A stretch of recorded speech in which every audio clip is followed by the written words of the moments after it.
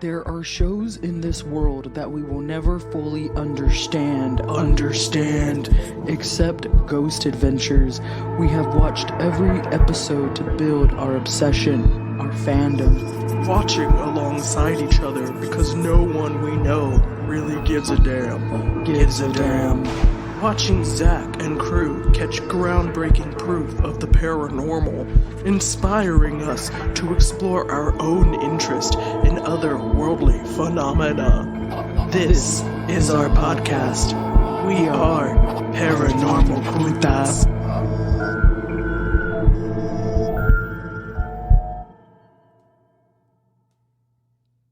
Most excellent. I don't know why I had the most random song pop in my head right before we started recording. You want to know what it was? It was an NSYNC song, but it was here we go, one more time, everybody's feeling fine. Here we go, yes, here we go. NSYNC got the play. I thought it was going to be, hey, want to meet my lover. Oh, that's true, too, because I was just singing that song. I don't know what's going on. Radio brain. That's just how it is with me. Hey, everybody, it's Leah. And it's me, Bethany. And we are the Paranormal Putas. And we are back for an all-new Ghost Adventures review for you. And we are Season 5, Episode 7, The Kentucky Slave House, which aired on May 13th of 2011. Most excellent. Oh, yeah. We get some history through the episode, but Bethany's going to break it down a little bit for us right now. So this place is also called Phillips Folly, and it's a historic 3-story brick residence in Maysville, Kentucky. The home's antebellum architecture displays a blend of the styles, which may be explained in part by the home's speculative 6-year construction period, which ended in its completion in 1831. The main big thing about this house was that it was said to be an important post along the Underground Railroad. And I think that's like a part of its like good history.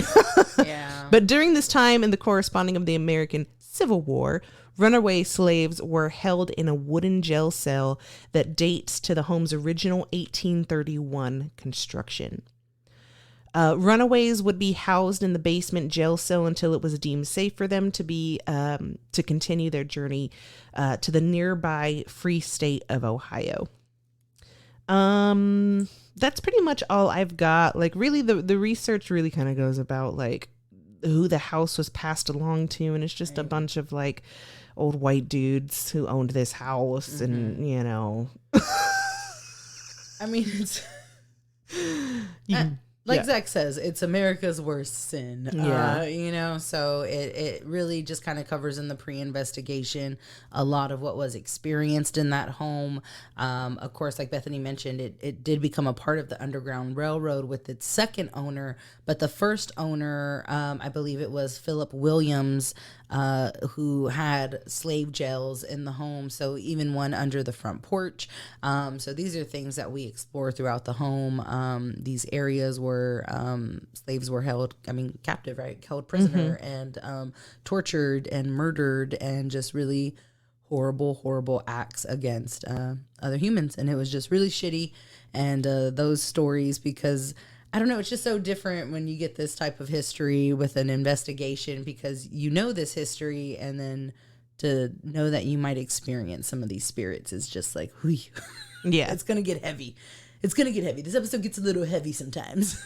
I mean, yeah, anytime you're talking about slavery, it's just like, Yeah. you know? Yeah. It's always heavy. No, yeah, not really a lot of other history regarding the house. You went over when it was built. I believe it started, I think it took like 5 or 6 years to build it in its entirety, because we're talking to Jerry, who is the homeowner at the time during the investigation, and he talks about dates like 1820 to 1825 or something like that with building the actual plantation. Other than that, we hear stories kind of throughout the location, one being on the second floor, a young man unalived himself on the second floor of the plantation home. So there is said to be some of his energy in the home. What else do we have? Jerry talks about how a bunch of people supposedly see a spirit of a man with a top hat. And the guys contact Tri-State Paranormal of North Kentucky, another investigation crew, who also say that they've seen a man, an apparition of someone with a top hat in that house. So this is just a ghost that people are claiming to see. So he's a regular, this top hat man. And then I think it's crazy too because Top Hat Ghost, like everybody's heard of the Top Hat Ghost, so this location has their very own Top Hat Ghost. So what else do we do? Oh, pre-investigation, like Bethany mentioned, we're hanging out with the guys of Tri-State Paranormal of North Kentucky, and they go down to the basement. And Jerry earlier gave the guys the okay to dig in the basement because Jerry said it's. People assume, I guess, that there's another floor underneath there. There's something under there, right? So the guys start digging, and Zach gets his whole hand into the ground. And he's like, yeah, it's definitely open down here. But they pull up what they all assume and claim to be like a bone fragment. So they're digging up bones from down in the basement. And, of course, this is just, getting the guys like... all riled up. Yeah, like, oh my goodness, we're finding remains. We're, the energy down here is something, heavy. And it just kind of keeps building as they go through the house. And then the guys invite Nasheed and Asunake, thank you, over to kind of share their experience because I think they'd been there before. And they were going to do a libations ritual for the guys for the investigation. So we see them walk through that ritual, and they talk to them beforehand, just talking about what they've experienced in the home. And they talk a lot about the heavy and the emotions and some of the apparitions that they've seen throughout the house. Yeah, they get really emotional, which was interesting. And like, I don't know, they were really tuned in. They were super spiritual people. Yeah. And they're really tuned into that space and just talked about like how intense their experiences were. And then they did that ritual down in the basement. Now, mind you, down in that basement area was like the jail cell. But then, when it was part of the Underground Railroad, it was an area that like there's like the main basement, and then in the back there's like a little tunnel that's like real tight, real slim, and like people would hide back there. Yeah. So anyways, I'm just like setting up the stage of like how creepy this little area is, and that's where they go and do the libations ritual, and it gets like super emotional. Oh yeah, like they're crying at the end of it. It's just really heavy, and I mean, I think everybody's feeling it, right? Like even as the viewer, you're like, damn man, like this is some heavy stuff. They go on to tell Zach like, hey, what you're doing is valuable. Like we appreciate what you're doing, and we have this super deep moment in the pre-investigation that just kind of sets everybody off. Like this is going to be an emotional one. So it was really cool to see. Yeah, but what bothered me about this was that like right after this super heartfelt, thoughtful, intense moment, like they cut to the investigation's about to start, right? And the guys are pulling up in like a hearse. And all their fans are outside. It's like fucking Beatlemania and shit. And they're like, hey, guys at the jazz. And the guys are coming out of the hearse all cool and shit. And Zach's like, yeah, I'm like the fucking star. Yeah. And it was just so weird. Like, what a like fucking 360, you know? Yeah. No, I totally agree with that. That was even like the note, like after this heartfelt ritual, we go right into this skit. And they're even like playing the Ghostbusters song as they pull up in this hearse. They're in, and they're like, who you gonna call? Ghost Adventures. Yeah. Super cheesy, and it gets like they're walking up to the location. There's like these young girls swooning over Zach, and everyone's like, woo, cheering, yeah. It's so weird. It's so crazy. This crazy full blown skit, and like Zach's walking up the stairs, and there's a part where like he falls. Yeah, and that part, Leah was like, did he fall? And I was like, I don't know if that was like real skit or not, because like he falls. And then like comes back out from the ground in slow motion with this big smile, and he's like, hey! And like he pops up, and everyone's like, woo! Yeah, It's so weird. It was very, very weird. And again, especially to happen right after what we experienced in the basement of this plantation. And then the guys walk into the location and they're like, let's lock down. Yeah. And it was just like, what? Yeah, it was weird. Super weird. Totally threw it off. Like, that would have been okay, maybe like in the previous episode. Yeah. But like, Kept me awake. it would have kept us awake. But it was just it was so weird. So weird. It just fell off. And that ends the pre-investigation. Yeah, because once they get inside the house, investigation begins. So let's roll. Honorable haunts and Skimpy scares. oh, it's one of my favorite times. Honorable haunts and skimpy scares. There's a couple skimpies in here, I think. Oh, yeah. And I think the first one that we have noted is an EVP.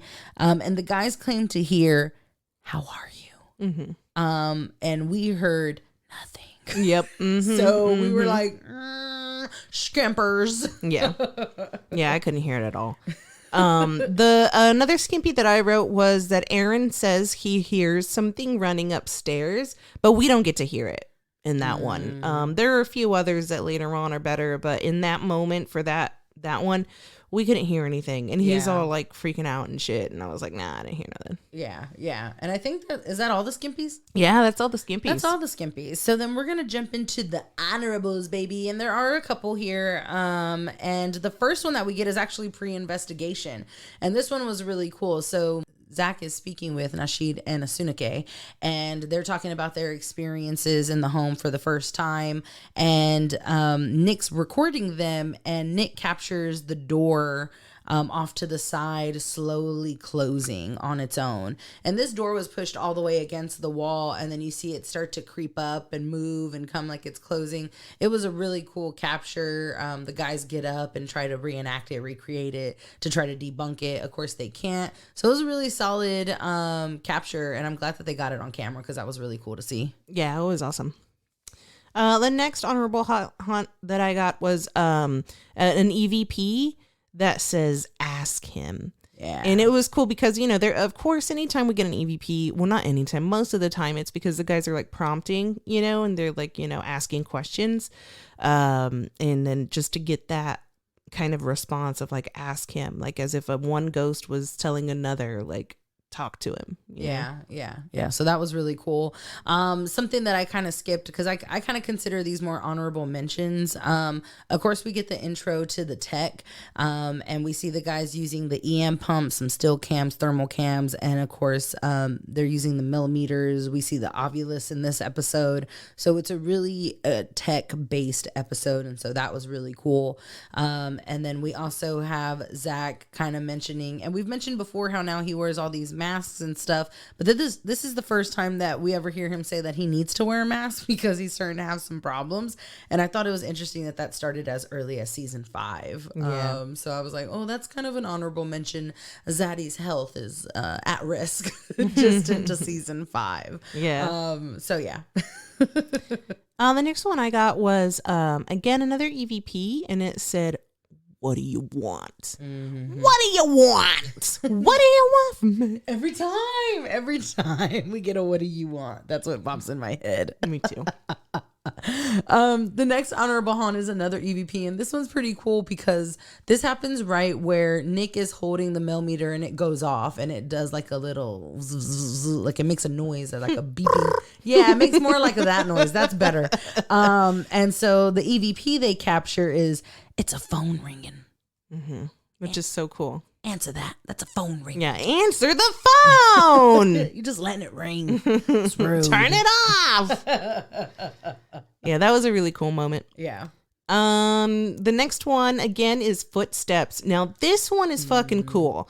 So we actually get to hear the footsteps, and at this point in time the guys have REM pods on the stairwell. So Zach is like wondering, did having the REM pods on the stairs like help the ghost generate enough energy for us to hear the footsteps? And so they kind of run down the stairs to the second floor where like they were hearing these footsteps coming up from, and they end up in the suicide room.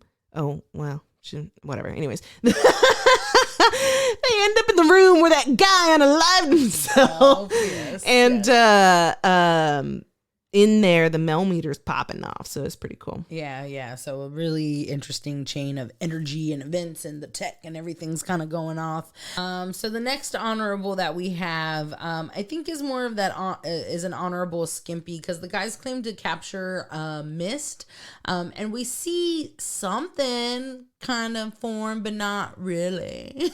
Yeah, no, I thought it was pretty cool because you do see like the ball, like it's like an orb or something. Yeah, that they're capturing on video, and they talk about how like a lot of the times when they're doing these things, you know, these EVP sessions or spirit box sessions, you see something like manifest. So it was cool that this time they got it like on camera, but I think it was just kind of like the fact that he was implying that it always happens was kind of like, oh, you don't always catch it, you know? So it's kind of like weird. Agreed. The next one I got was, again, another EVP, and it said, Mayday. Moidal. So the next honorable that we have is an EVP, and this sounds like a woman's voice to me, and it comes across, give us a chance. Give us a chance. And you hear that one very clear. And it was very clear, give us a chance. Yeah. So that was a really good honorable. Yeah. The next one's yours as well. The next honorable that they capture is another woman coming across, and the EVP is, I'm standing on wood. And then right after that, you hear a male voice come through and just go, wood. So it's, I'm standing on wood. And that was really interesting because the guys actually like take that back to Jerry, and Jerry shares like some insight on just like his belief, or his ancestors' beliefs, in being grounded and being connected to the earth, and wood being a part of the earth and being grounded in that. So the way Jerry interpreted that EVP was really kind of beautiful. Like, my ancestors are struggling and they're going through these traumas, but they're rooted, you know, and they have their faith, and they have their beliefs, and they stayed grounded in that throughout this whole time. So Jerry kind of sings it back to the guys, and you know, he's like, I'm grounded on wood, or I'm standing on wood, I'm standing on wood. And it was a really like, oh man, like again, it gets deep with some of these EVPs. So that one was really nice to hear. Yeah, that was a really cool moment. Yeah. So a cool one that they got, they were using the Ovulus, and they get the word beware, and then they get the word wolf, which was pretty cool because it seemed almost like a warning, you know? The next one we get is also with the Ovulus, because Zach's like, what did they do to you down here? Because I believe they're in the basement, and what comes across is kill. Yeah, that's so crazy. So fucking crazy. So fucked up. I think the guys just continue to get words through the Ovulus, like bone. So Zach correlates that with the bone fragment that they found earlier. And then the word pastor. And Zach's like, do you want a pastor? Do you need a pastor? And like, he just kind of tries to play on the word. Yeah, I think this one's yours. And then the last one we have is an EVP that we hear, and it goes, turn around. Bright eyes. That's what you said. We came across, I was like, turn around. But like, bright eyes. It was good. But that's it for the honorables and the skimpies, baby. Let's roll. Although it was like a quick list to get through, they found some really good stuff, you know? So that was a good one.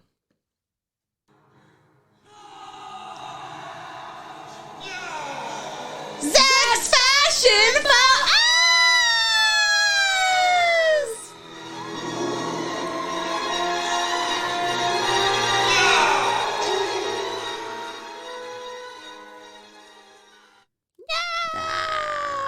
So good. Like the fucking pits of fiery hell. And man, again, I have like zero notes in the fashions for this episode. Zaddy's pretty straightforward. I will say his hair this episode wasn't a straight. He hit us with the forward as well. So he's got little spikes coming out of the sides of his head. So that's always fun to see, but never really appreciated, you know? Zach's doing that thing again, but you just really don't want him to do that thing ever again. Outside of that, the guys look pretty straightforward, nothing crazy. Well, we get Zach in that satin jacket again, Yes, which yeah. we're big fans of. Yes. Like, that jacket is just the best. And you know, whenever he was doing that little rock star skit or whatever, like when they were entering the house, he had on the big pants again. Like, I just hate the big pants, man. Like they parachute outwards and like they're just too baggy. And whenever he was leaping back up off the ground, you see his belt. And his belt, like, it wasn't like one of the Hot Topic like metal head pyramid belts, but it was like a Walmart version. It was like you have the black belt and rows of like really small studs, like round ones, instead of like the cool kid pyramid ones. Yeah. And I was just like, this is weird. Like, I don't know. It's like, it's interesting because he has like this alternative style, you know? Yeah. But it's more like, bro, dude, I like wrestling alternative instead of like, I like punk and metal alternative. There is a difference. Very true. Good note, but that's it for the fashions, man. Yeah, that's it. Let's move it on up. Zany Zaddy says, What? Holy shit.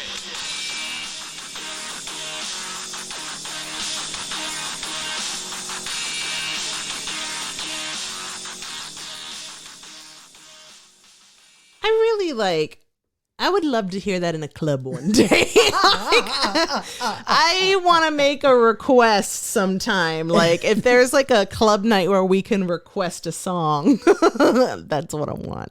Can you please play Immortal Portal by God, what's the band? Necrofusion. Necrofusion, please. It's a deep cut. It's a deep cut. It's not even on Spotify. Kidding, I think it is. Let's jump into these, shall we? Yeah, for sure, for sure. Do you want me to kick them off? Sure. Okay, great. So, Zach is speaking in regards to the home, and really he just kind of makes a statement to sum up what we've heard in regards to what's been experienced on the property. And he says, "This house was a house of hell." That's a way to put it. Brutal. I think he even said, Fucking hell.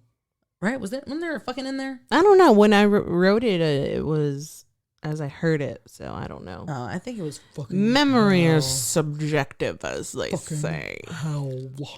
All right. So in this one, he's talking to Jerry, who was the owner of the house at this time, and he's talking about possibly interacting with the ghosts of these, you know, slave owners. And he said, If I come into contact with them, I'm not going to be nice. and Jerry was like, I understand. Yeah, understood, bro. And That you was probably funny. shouldn't be nice. was This one, This one was ridiculous. this one was fucking ridiculous. I think it's my favorite one. Yeah, no, it was really good though, because Zach, we mentioned the libations ritual. So after that happens, everybody goes back upstairs, and Zach and the crew stay downstairs for a minute to really just kind of record their thoughts on what they just experienced. And Zach looks into the camera, and he's just like, "Oh my god." Like, you could tell he's wrapped up in his emotions, right? And then he's like, I've never felt emotions inside my heart like that. and I was like, oh my goodness, Zach. But you know, I believe it. That was really funny. He's never felt emotions in his heart. He's an Aries king, okay? He does not have emotions. But no, it was a deep moment. It was a heavy moment, but Zach made it a little cheesy. Talk about a deep cut. This was one of my faves. So after that whole like skit or whatever that they did, of him like getting out of the hearse and everybody screaming and shit. They go into the house to start the investigation, and he says, "How sick was that?" Fucking sick, bro. So sick. Sick. Everybody had out their disposable cameras and they were taking pictures of us. It was very cool. It was cute though. It was cute. So, and the last one we have is actually pretty funny. Zach's jumping over like something in the basement, and he can't see down because it's pitch dark. And he's like, he's asking like, is there a floor? I can't tell that there's a floor here. And for a second, Zaddy sounds like a real bitch. He's like, so this is a Zaddy says, but it doesn't sound like a regular Zaddy, because he says, tell me if there's a floor. Yeah. Scoob. Yeah. You sounded like a Shaggy. Tell me there's a floor, Scoobs. Zoinks. Say that. Oh my god, it was so good. But that was the last of Zany Zaddy and what he had to say. Jeez Louise, Papa Cheese. That is the history, the haunts, the fashions, the Zaddies. We have wrapped this one up. Yeah, we have, man. That was like fucking 2 minutes. I know. What's going on? I don't know, man. It's pretty wild. I don't know. Well, how many claws is he giving his baby? I liked it better than last episode, that's for sure. But I was still hanging on by a thread. 2.5 claws. Nice. I'm going similar. I'm going to give it a 3 claws. Okay, all right. You know, they got good evidence. It's a nice spooky place. You know, same as usual, made me chuckle. Yeah, it had a moment, you know. You know, so I'm going to give it a 3 claws. You know, the dinosaur claw. You can I like that. pick up some French fries with that claw. Ooh, that is the French fry grip, the bottom of the bag French fry grip. No French fry left behind, baby. But although that episode was fun, this shit was pee heavy, bruh. Oh yeah, Let's clean it up.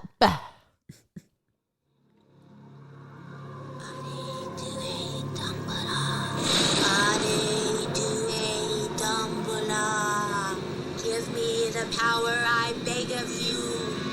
Hare to a Dumbledore. Give me the power, I beg of you. L'avoir monsieur de Poichelieu. Ce soir Etienne Poitimore. Hare to a Dumbledore. Wake! Take a big deep breath in. Release that baby out. You're cleansed. I feel it, baby. And it feels good. It feels good.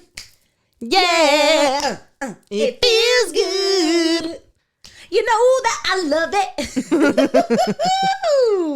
All right, everybody, let's get out of here, yeah. Thanks for hanging out with us, everybody. As per usual, I'm Bethany. And I'm Leah. And we're signing off with 2 besitos. Whoa, did you just remix us? I did. She's never remixed us before. I don't know what to do. We're from these putitos. No remix. No remix. She scared me. Bye.